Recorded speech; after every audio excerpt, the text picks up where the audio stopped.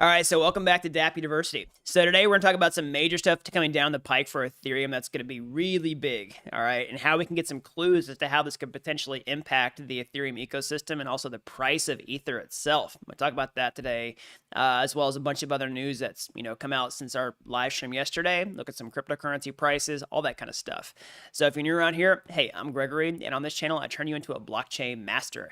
So if that's something that you're interested in, then smash that like button down below for the YouTube algorithm and subscribe to this channel. And if you want to learn to become a blockchain master step-by-step from start to finish, then head on over to dappuniversity.com/bootcamp to get started today. Last but not least, not financial advice, as always. Nothing I'm saying in this live stream is trying to convince you to buy or sell any cryptocurrency based on this information. So let's go ahead and get started here. Let's talk about some really bullish stuff that's coming down the pike for Ethereum that's going to really be a game changer for the entire ecosystem. And we're going to see the technology, I think, really take off from there. And how we can get some clues on what the actual impact of this is going to be, really quantitatively, like measure it, try to see what it could possibly do. So, of course, if you've been watching these live streams, we talked a lot about the improvements that are on Ethereum's roadmap that are coming down the pike, mostly solving Ethereum's scaling issues. So people complain a lot about Ethereum being too slow, too expensive.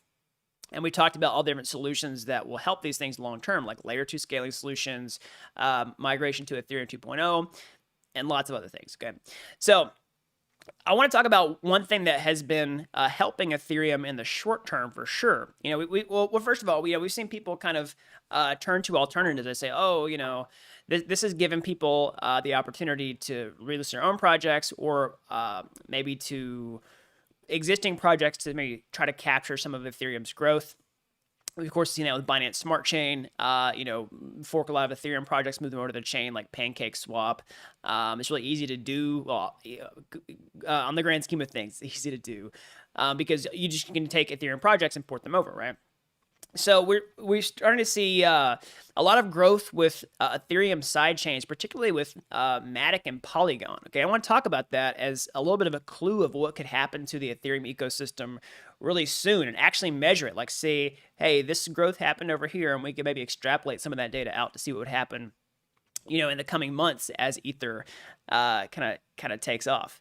So, we're going to get into that, but first let's check on the Ethereum prices because there's a lot of good stuff that's happening right now that can sort of drum up this momentum to really push this space forward and see a ton of changes in the coming months. Because, of course, we're sitting at all-time highs for Ether right now. We just broke a new all-time high of, let's see here, $2,797. So getting really close to $2,800.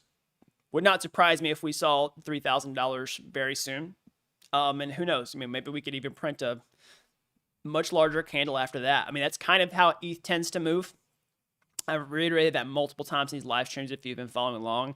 If not, I'll just reiterate it now, which is basically ETH is way more volatile than Bitcoin is. It jumps way faster. It kind of gets boring for a while, and then boom, you see something big happen. The volatility swings both ways, of course. But that's kind of how ETH tends to move. So it would not surprise me if we saw another kind of leg up relatively soon. So let's talk about some reasons that, things are going well for ETH right now. Well, one, the gas fees have started to actually kind of fix themselves in a way. Well, not fix themselves, but be helped by some intermediate solutions before layer 2 scaling solutions have actually arrived in full force. One of those is that, the block gas limit was raised slightly recently, which has helped out quite a bit. All right, you can see that here. ETH gas station, the gas prices have gone down. This makes the Ethereum network cheaper to use. Okay, now, of course, you have to multiply that by the price of Ether going up, so there is a little bit of an offset there. But this is something in the short term that's, helped. And really, at the end of the day, what we're going to do is kind of like have this aggregation of not necessarily marginal gains, but aggregation of different gains that will help the overall scaling problem for ETH down the road. You get a little bit of benefit from this solution, you get a little bit of benefit from this solution, you add them all together, that makes ETH way faster.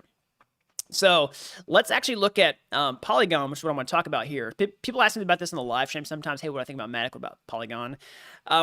Well, let's look at it. Let's look at it and talk about why this is maybe a sign for things to come for ETH. So talking about layer 2 scaling solutions is basically building a second layer on top of Ethereum that essentially reduces some of the computational, it offloads some of the computational effort of the chain itself. So when you're doing transactions on Ethereum, you can basically do a lot more transactions on the second layer that derives its security from the base Ethereum chain, and then settles the final result on the chain. Yeah, that's essentially the heart of layer 2, is building a second layer on top of Ethereum. Now, there are other solutions that have side chains or side blockchains that actually bridge over to Ethereum. And I know there's a debate on, like, hey, are these layer 2s? Are they side chains? I like to think of layer 2s as something that actually is building on top of Ethereum and then bridging to Ethereum. So I still keep something like Polygon, which was previously Matic, as a side chain. But we can look at the activity of what's happened on Polygon recently and kind of draw some clues here. So what's happened with that ecosystem lately? Because this is an important thing to watch out for, okay? So basically, we've seen Polygon as a side chain. So first of all, it used to be Matic, and they rebranded, right? And we can see the TVL in Polygon, blow up ever since, early April.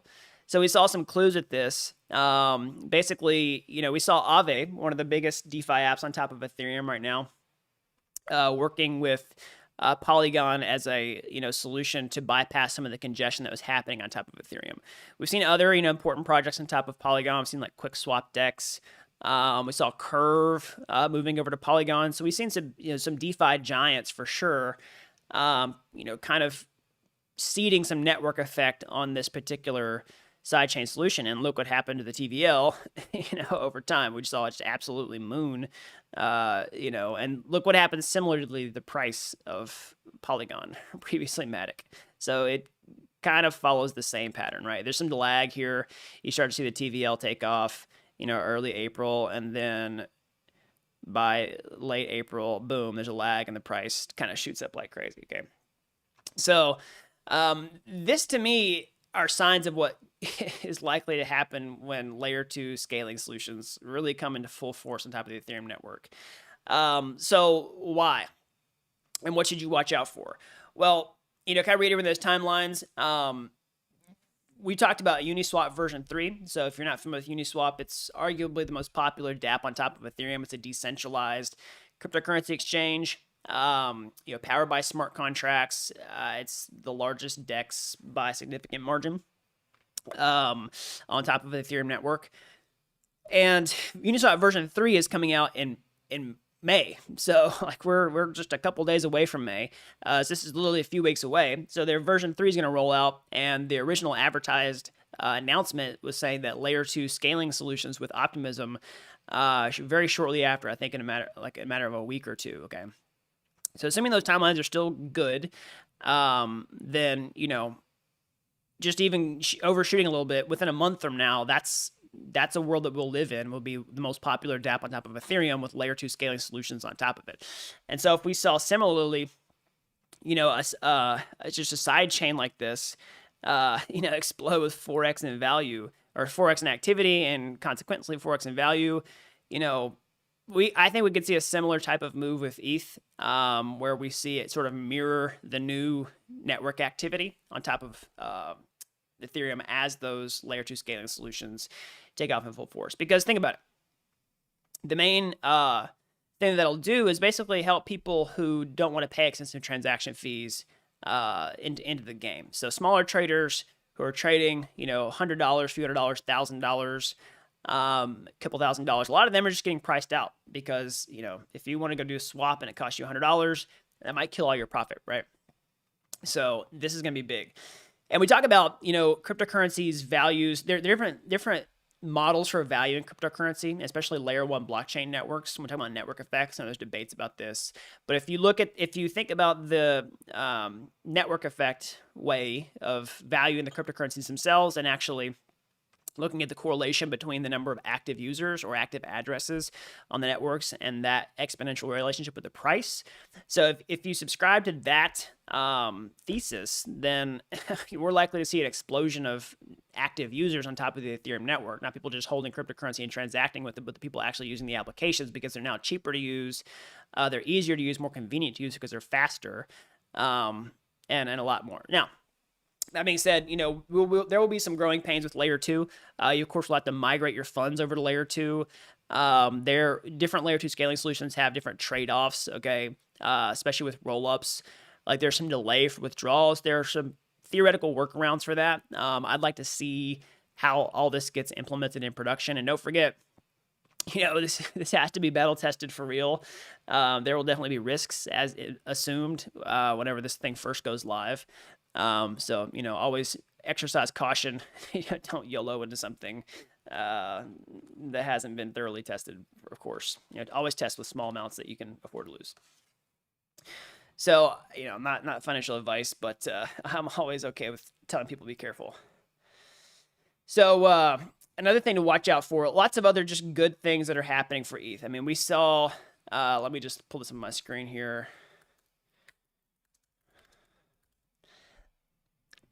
So I'm actually trying to pull the metrics up here so we can compare these.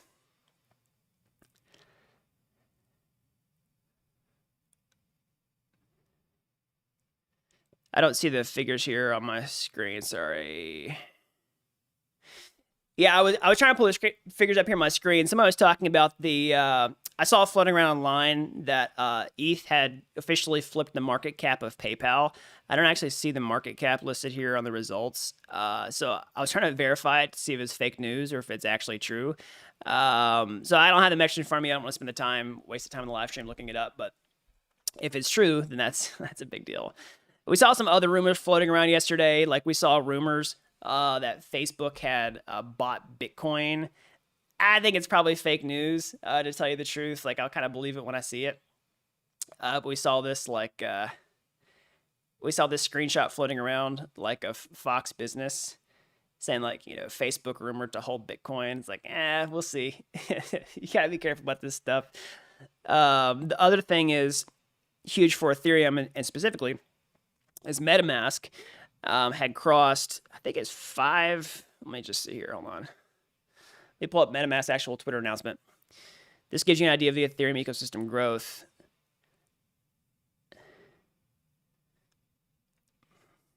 So Metamask, the popular Ethereum wallet that pretty much everybody uses, 5 million monthly active users for the first time. You can actually see the chart growth here. So this is sort of when DeFi started really taking off here, kind of in the summer of 2020. This is when I started covering it heavily. I started covering DeFi in October of 2019, but started really covering it heavily in summer 2020 when it really started to grow legs and take off. And this is what's happened with MetaMask. So everybody's using this stuff to interact with DeFi wallets. Of course, a lot of them are using them to talk to other chains as well, Ethereum compatible chains. But we're up to 5 million monthly active users. That's crazy. And the other crazy thing is that's still got a lot of room to grow compared to other mainstream applications. It's this is super bullish for crypto, and you can see this adoption curve happening. But think about other. Think about how many monthly active users PayPal has. It's crazy, right? I wonder if I actually see a figure about that to compare it. So if you got any questions here in the chat.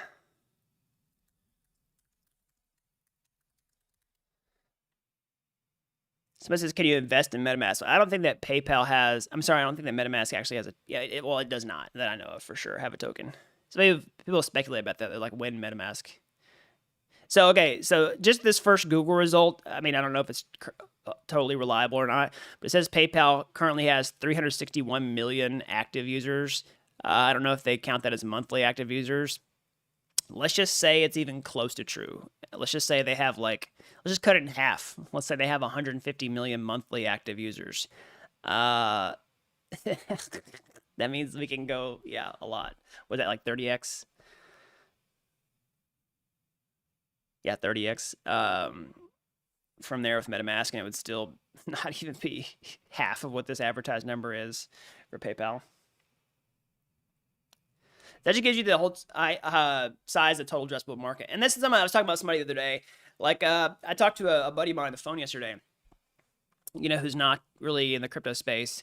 And because they were asking about NFTs, because they were, talking about Gary V's NFT drop that's coming up on May 5th. It's not an advertisement or anything like that. He's like, ask me about it. And, he's like, yeah, are you still working on this stuff? That's why I started explaining it. So I started talking about DeFi, and I was like, one thing you have to understand about DeFi is, there could be a lot of stuff that happens with DeFi that normal person may not just be aware that DeFi is happening behind the scenes. I think that's going to be true with blockchain. I think we'll see a lot of adoption happen where people won't really realize they're using blockchain under the hood. It could still have an internet-sized impact without people like really being in tune with the fact that they're using it, just that they're getting the benefits of it. So like faster payments. And I think payments for sure are a way that people can, basically interact with blockchain and start using it and achieve the benefits. Payments and savings, I think, are probably the two biggest use cases that normal people will interact with over the time. Because think about it, most people aren't going to like do decentralized derivatives trading. Like they don't even know what a derivative is. That's not like criticism, it's just nature. Most people don't care. And that's why I think NFTs have become more of a popular culture phenomenon than DeFi, because, finance is not really popular culture. Finance is for people who are interested in finance. Somebody says, is it true that ETH miners are mad about ETH 2.0? Well, think about it. So if you're a miner and your revenue comes from mining Ether on the chain, and then ETH 2.0 comes along, and we now have validators that replace the miners, and you can't do it anymore, and you bought all these expensive computers and this hardware to mine Ether, and now you can't use it anymore. Just based on, it seems like natural that would not want that to happen. But they've known this is the plan for all along, right? Like proof of stake has been on the Ethereum roadmap for a long time. So everybody who's, even slightly informed who has mined knows that their days have been numbered.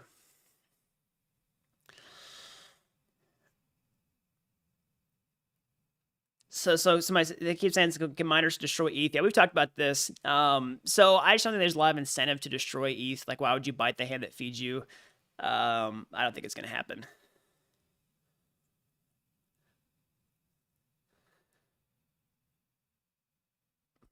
So let's see here.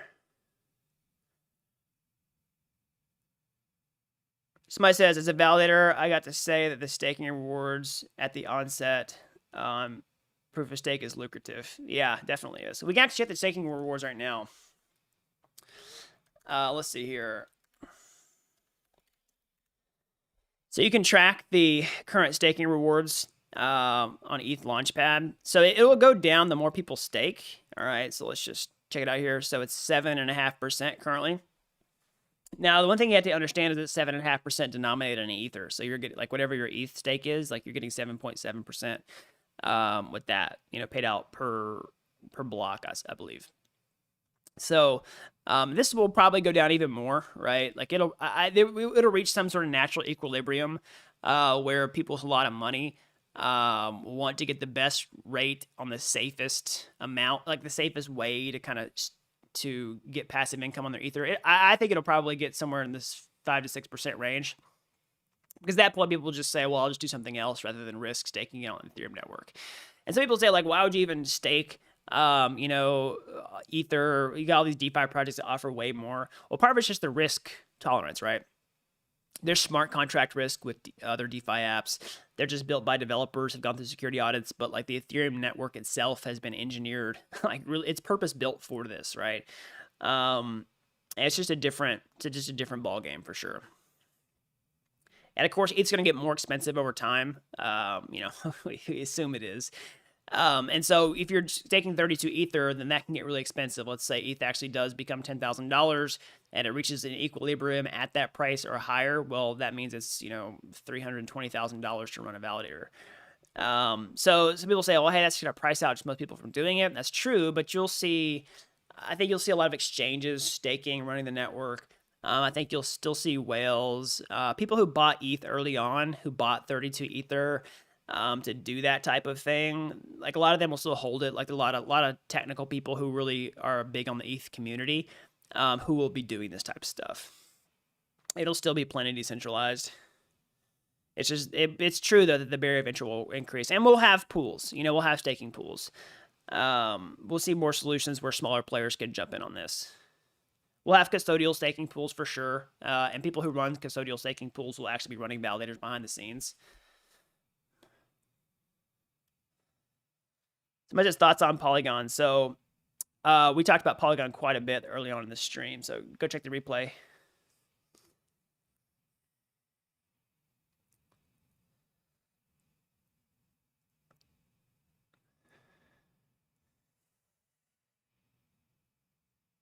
Let's see here.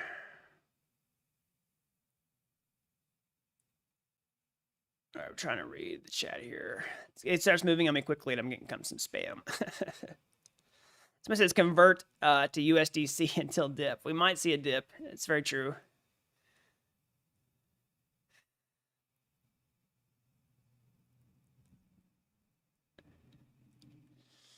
All right, so let's see here. Somebody says, how does layer 2 work? Can you use it to reduce the transaction fee? Do I have to do anything, or is it on the back end where transactions are just lowered?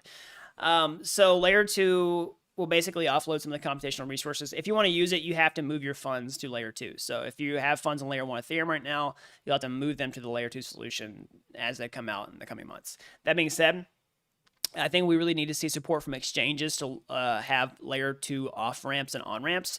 So basically, like when you go to an exchange, you buy ETH with US dollars. Let's say you do it on Coinbase, you do it on Binance. Then basically, you should be able to withdraw those funds onto layer 2. I'm not saying that's going to happen like instantly, but that's the ideal scenario that we'll see that happen as layer 2 rolls out and as we start to see some real winners converge around layer 2 scaling solutions. I would hope that exchanges would provide those services so that it makes it easy for people to actually use the Ethereum network. It's in everybody's best interest, in my opinion, long term to do that. So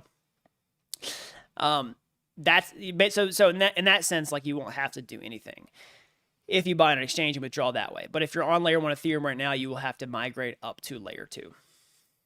And that will have some costs associated with it. You'll have to pay layer 1 gas costs. There'll be initial pain to migrate, but once you've migrated, then it's a lot more smooth sailing after that. And you don't have to migrate. I mean, if you want the security of layer 2, or sorry, layer 1, like let's say you're a whale, right? You don't want to move your funds to a layer 2. You're fine with paying the gas fees to secure your stack, then don't move. Like just stay on layer 1. There'll be plenty of people who will stay on layer 1, not move to layer 2.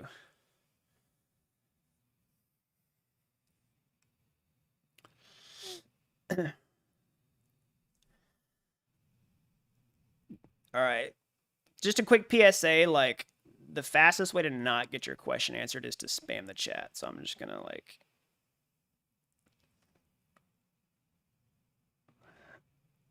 okay, so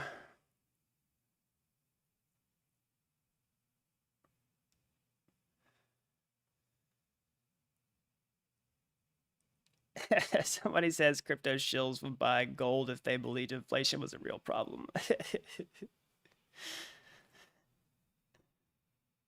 I think inflation's a problem. I don't buy gold though. Somebody says Chainlink thoughts. So I mean, no thoughts on the price of Chainlink token for sure. But I do think Chainlink is an awesome project. I've worked with their team on multiple different efforts. Done the Chainlink hackathon. I think Chainlink's an awesome project. I think it's essential to the DeFi ecosystem. I think oracles provide a huge, massive value. I love Chainlink. I don't personally hold any Chainlink tokens. That doesn't mean I don't like it, or that I think it's a bad investment or anything like that. I mean, there's so many awesome things out there that I can't own everything. It's kind of a losing investment strategy, in my opinion. At my level, I would say, to like buy everything. it's just too much to keep up with. But yeah, Chainlink's an awesome project.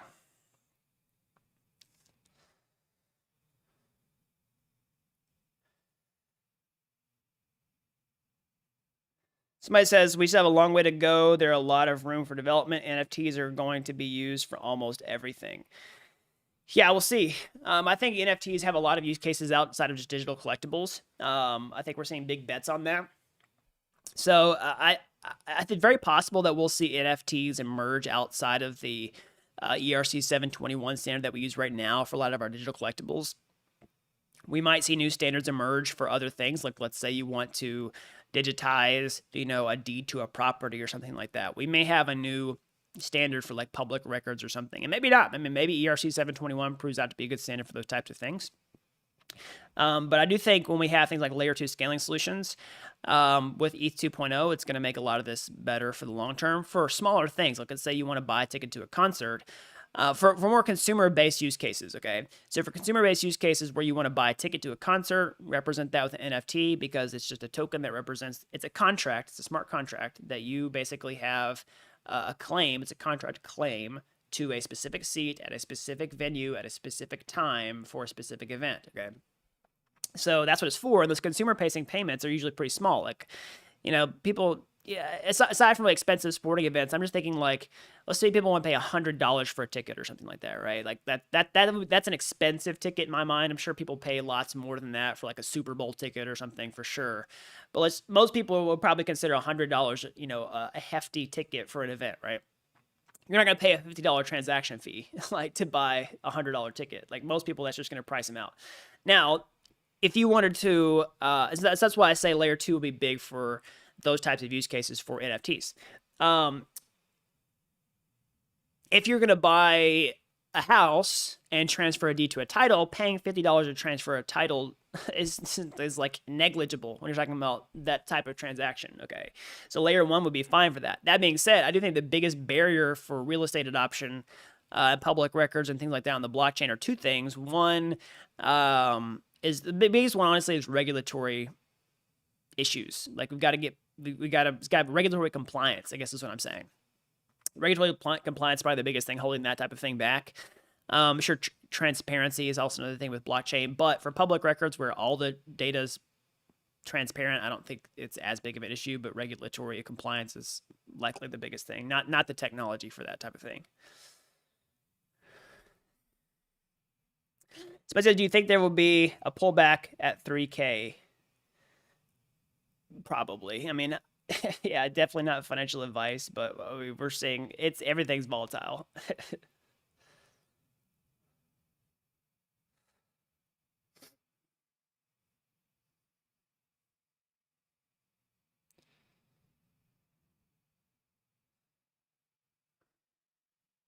Somebody says they're not converting 1.0 but 2.0 anymore. If I'm talking about ETH, no, ETH 2.0 is still definitely on the roadmap.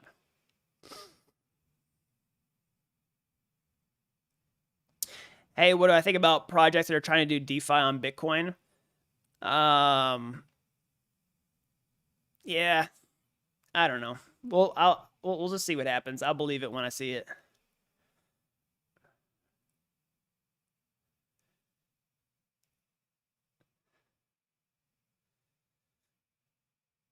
Somebody says, what is the maximum number of ETH? Isn't this the elephant in the room? Checkmate, ETH developer. We got you. That's what somebody's saying in the chat here. So this is a really common thing. People say ETH has an infinite supply, so therefore it's like, totally useless. It can never be a store of value, all this kind of stuff. They want to go back and say, well, Bitcoin, you can only do 21 million Bitcoin, 21 million ETH infinite. I mean, it's just over and over, round and round and round again. Okay, so basically, Ether does have an infinite supply. It has a predictable issuance schedule, okay? So basically, it's not like people can just willy-nilly print more ETH and totally just like flood the market. And we know that EIP 1559 is going to impact Ether supply and potentially make ETH even deflationary at times of peak activity. And if we have enough sustained activity, then it would be a deflationary asset by nature. We've seen a theoretical peak maximum supply for ETH that could start to dwindle after that, or maybe just sort of like oscillate and never hit that maximum supply again. So that's the answer to the really, really, really common jab at ETH that it has an infinite supply. If you've watched this channel or this, these live streams, then you would definitely know that by now.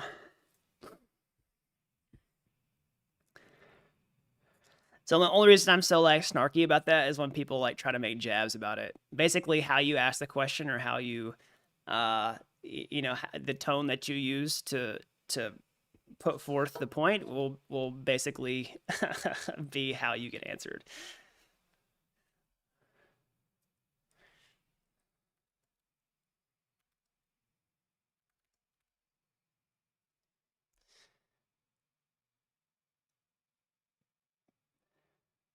So let's see here.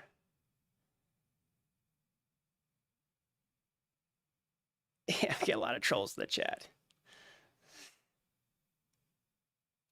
Yes, it's whatever measure that you use to measure will be measured against you. So let's see, thoughts on Polygon-matic layer 2 solutions. So yeah, we talked about Polygon-matic a lot at the beginning of this. You can watch the replay.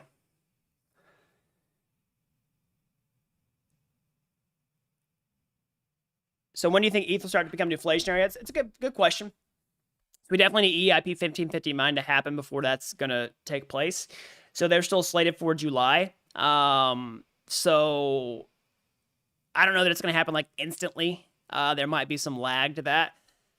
Yeah, I don't have a good answer. It's just EIP 1559 has to happen, then we just kind of watch and wait. We can theorize and say, oh, it's going to be this based on these numbers and figures. And if somebody really smart out there has an awesome projection that is really well thought out and has a great, compelling reasoning behind it, I'd love to see it. You know, leave a comment in the comment section below. But I don't have that kind of calculation in front of me.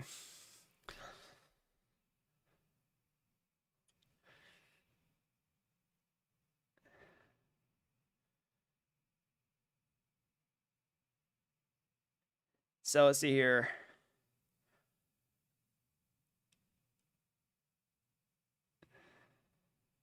Someone says, do I think I'm having a problem with the governments this year? It depends on what government you're talking about. We've already seen governments ban cryptocurrency or push for that type of thing.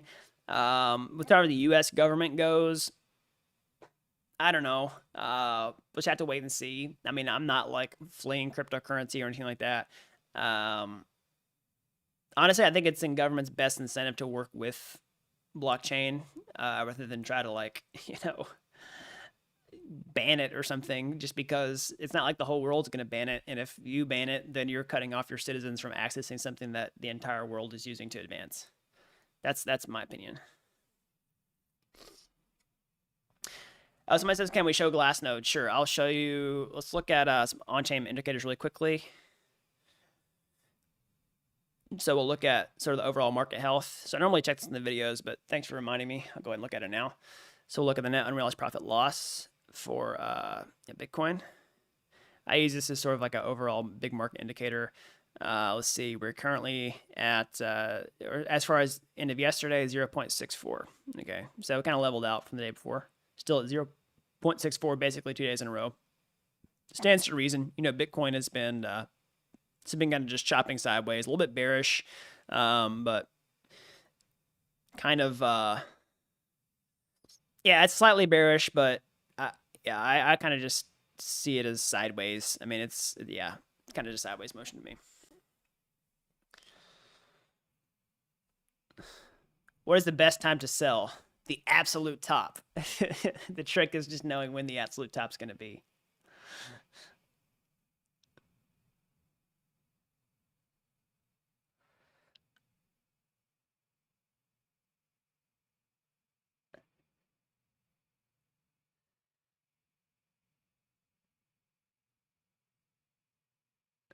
Let's see here.